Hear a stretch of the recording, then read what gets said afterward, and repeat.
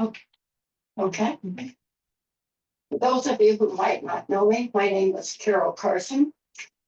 And as the announcements have said, the short story that I'm about to read is entitled Lucky Day.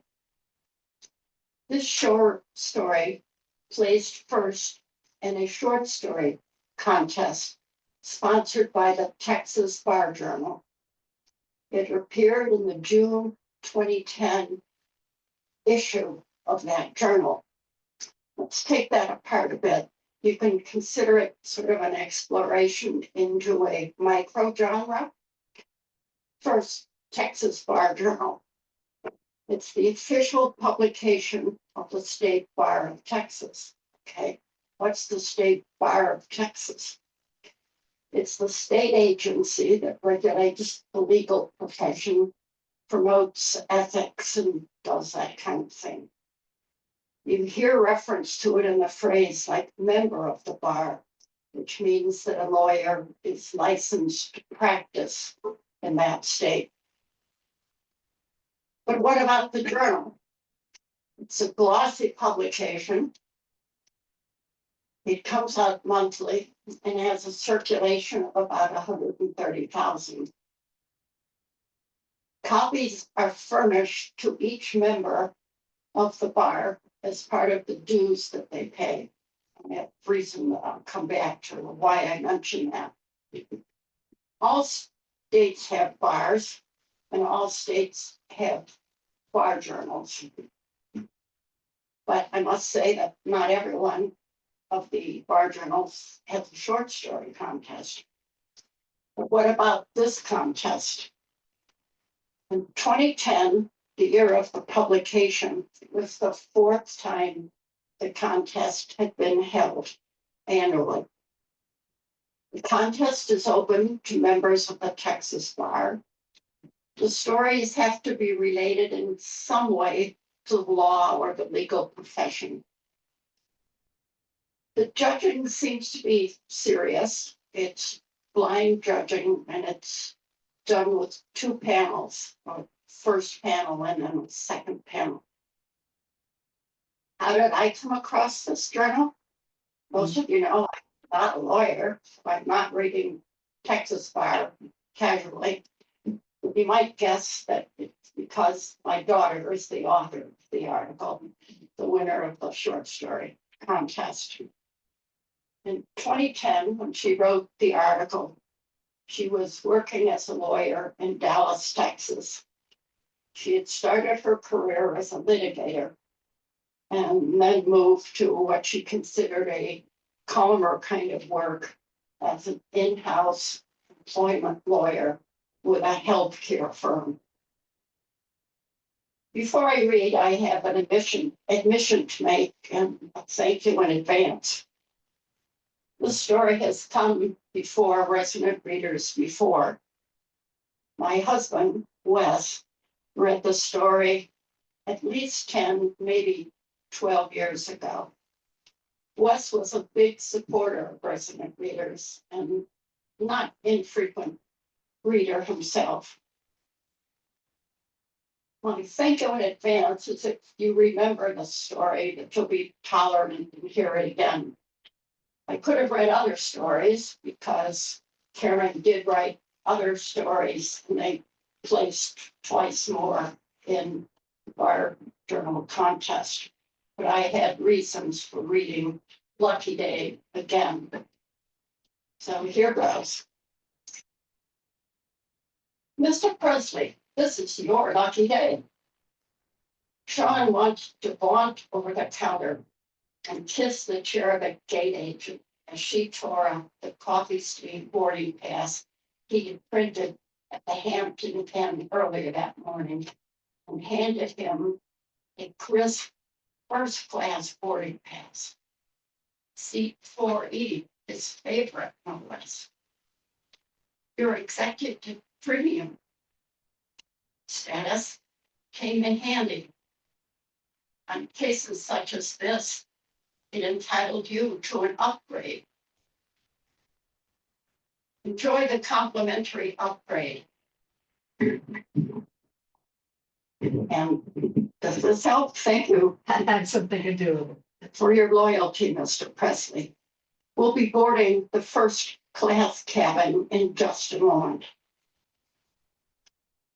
As Sean wheeled his well-worn rollerboard through the anxious crowd of passengers toward the assembled group of obvious first-class passengers chomping at the bit to hurry down the jet bridge, his new favorite gate agent calmly spoke the words over the loudspeaker that all were waiting to hear. Good afternoon, ladies and gentlemen. American Airlines Flight 1973, with service from Miami to Dallas-Fort Worth International Airport, is ready to board at gate D47. We invite our first class cabin to aboard now. Moments later, Sean was jockeying for overhead space in the bin with the women in 3E and was finally able to slide his rollerboard in just sideways so it would fit. Just as he was easing into his seat and hoping for a vodka tonic before takeoff, a dead ringer for Horace Cartwright from Bonanza appeared in the aisle. This person then lifted his giant frame up and over Sean's knees and collapsed into seat 4F. This upgrade might not have been such a lucky break after all, Sean thought to himself. All he wanted to do was rev up the Kindle sitting in his lap, sip vodka all the way back to Dallas, and try to put the humiliation of the day behind him. It had been another wasted poor man's flyback, as one of his law school buddies had coined the term years ago to describe the desperate trips one orchestrated to snag an interview with an out-of-town law firm on the guise that you just happened to be in town for a cousin's wedding, or it just happened to be a family union or some other fictitious event. Except this time, instead of being a 24-year-old second-year law student, Sean was a 15-year veteran in-house real estate attorney who had been laid off 4 months earlier. He had 2 months of severance pay left, and he had more than 2 million frequent flyer miles he could use from working real estate deals in places like Scottsdale, Louisville, and Buffalo. He'd been using those frequent flyer miles to interview with any corporate law department where he could get his foot in the door. Well, you all coming or going? Boss abruptly inquired. I guess I'm going back to Dallas, Sean stammered.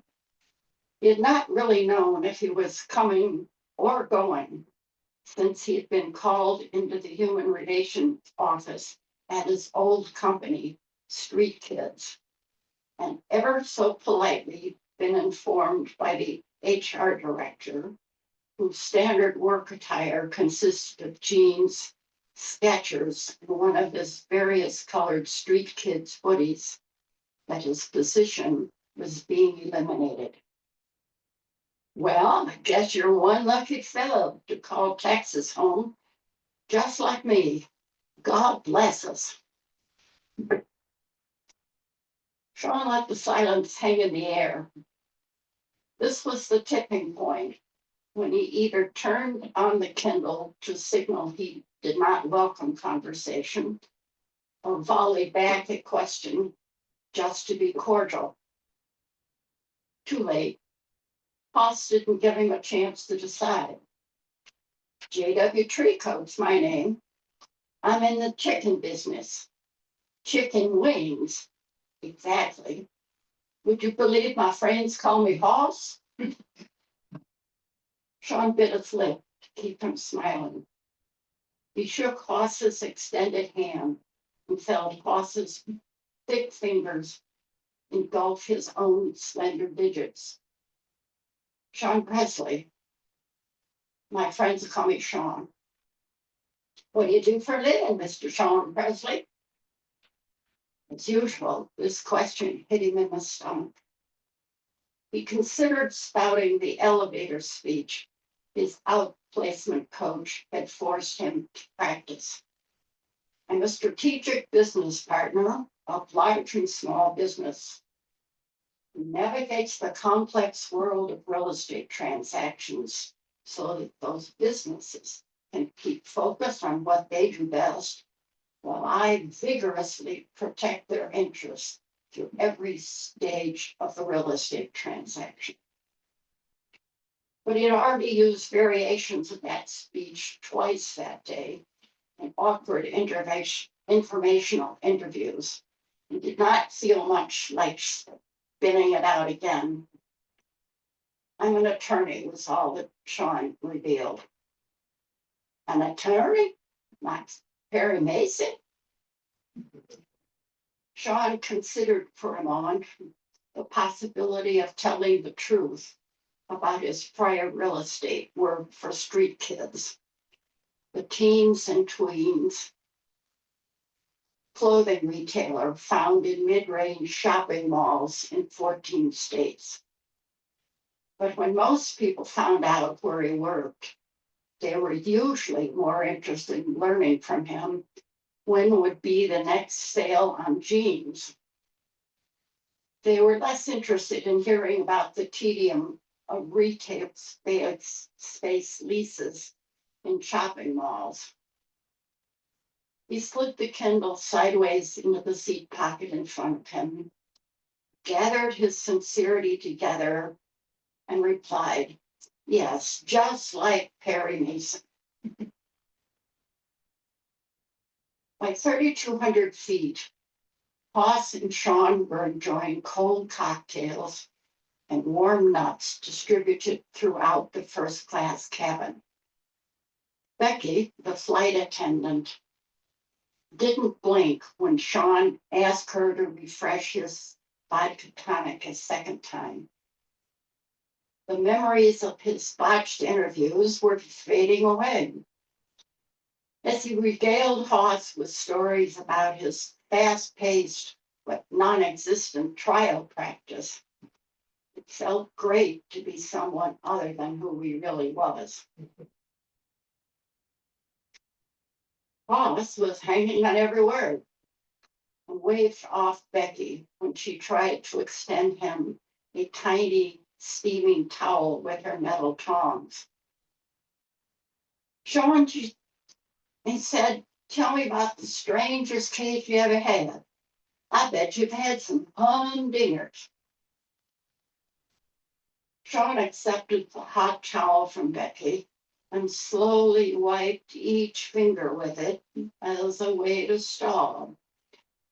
He raised his eyebrows as if to look pensive, when really he was running through in his mind the episodes of Boston Legal that he had watched.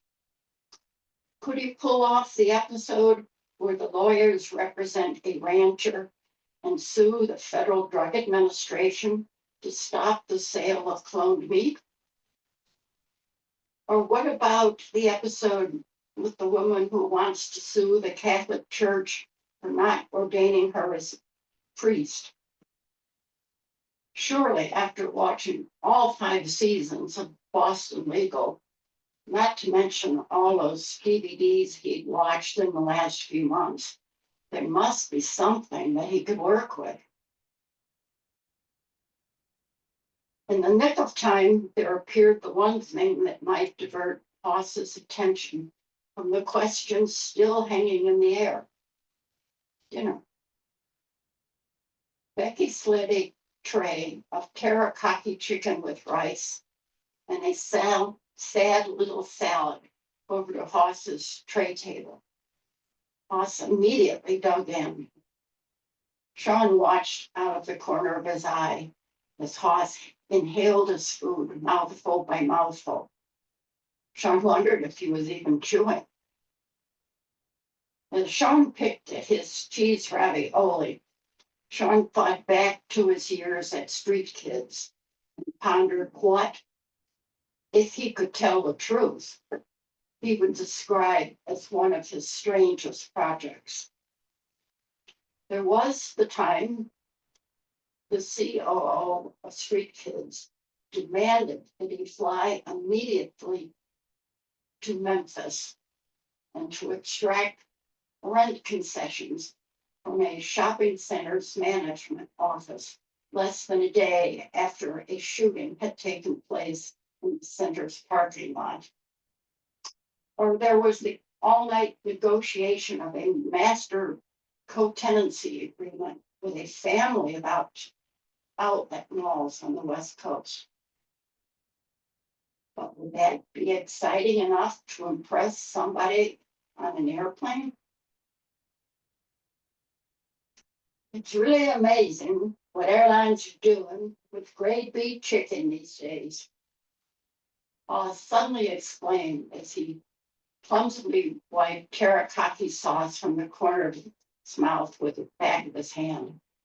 I should know. I've been in the chicken business now for some time. You probably wouldn't believe it, but the chicken wing component of quick service and fast casual dining is getting ready to explode. Mark my words.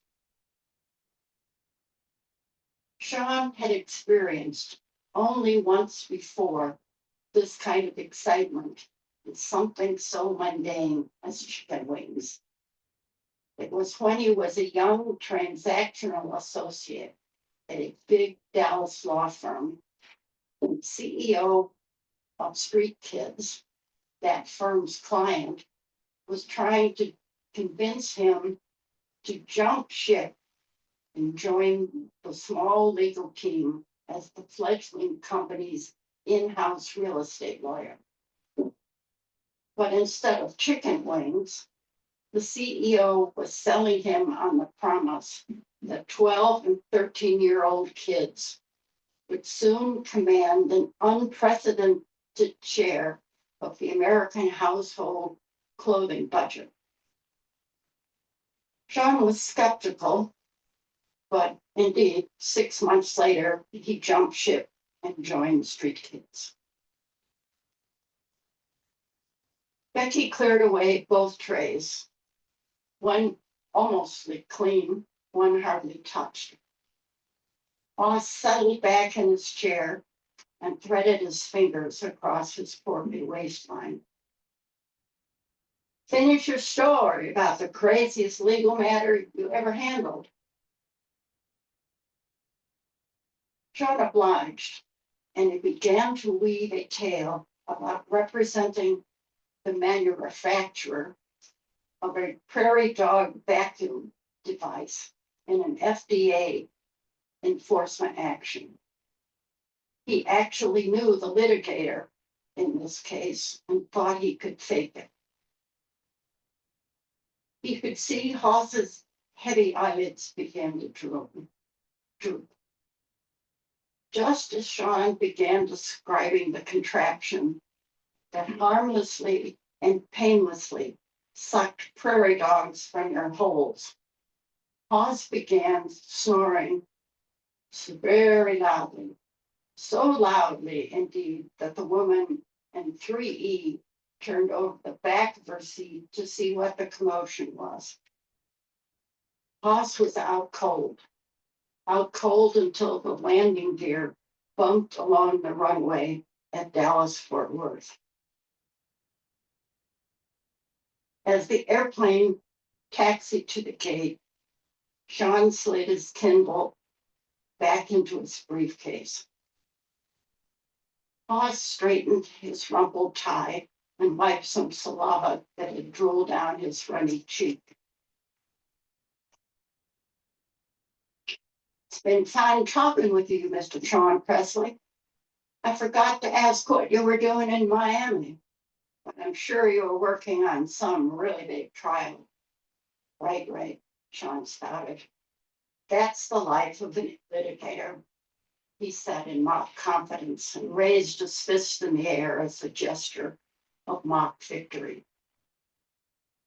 The seatbelt light went off, the chime dinged, and all the passengers popped up. Well, it all sounds very interesting, but what I really need is a whip smart real estate lawyer. You would not believe how hard it is to find someone who knows the difference between deferred rent and percentage rent. I'm looking for a lawyer who knows his way around operating covenants and can give a simple chicken man like me some advice on how to fix the biggest problem I have right now. Sean felt a sharp stab in his chest, and he began perspiring even as the plane's door was opened to the jet bridge, and a rush of cool night air flooded into the first class cabin. When Sean's now thick, furry tongue kept him from speaking, Hoss continued. My stores are just a little chicken wing shop in big shopping malls and strip centers. This recession is killing foot traffic. Big anchor tenants are closing their doors, and I'm left holding the bag.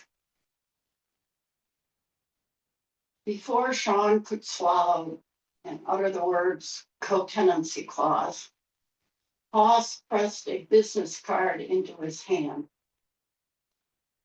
Sean pulled his rollerboard down from the overhead bin and shuffled towards the front of the plane as he read, John Wallace Treecode, President and CEO, Big Chick Chicken.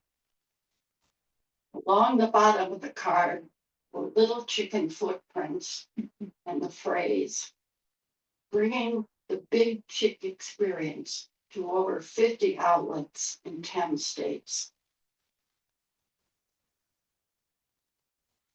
As Becky, the flight attendant, gently smiled and said bye-bye, Sean heard Hoss's voice from behind him.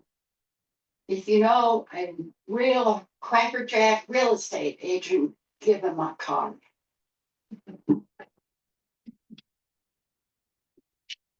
You might be interested in what happens in short story contests in law journals.